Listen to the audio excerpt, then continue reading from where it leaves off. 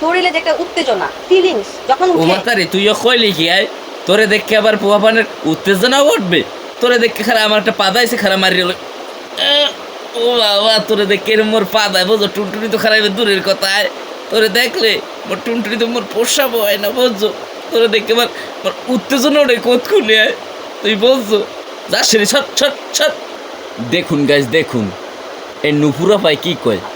খোলামেলা কাপড় হলেই যে মানুষ ভালো হয় না এটা ভুল কথা। ওরে সেরি ও কও কি তুই আয় খোলামেলা কাপড় পরলে হে কি সাধু হয় সাধু আয় খোলামেলা কাপড় পরে তুমি হাঁটবা আর সবাই দেখবে সেটা কি ভালো জিনিস ভালো তুমি কি বুঝাইতেছো আপনার যদি আমাকে দেখতে ইচ্ছে করে দেখবেন বক কয় কি আয় ও কয় কি মাতারি আয়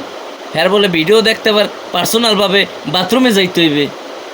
এ বেটা তুইও কওটাও কি আয় তোর ভিডিও দেখে যদি বাথরুমে যাওয়া লাগে তাহলে আর তো মানে পরেই রইস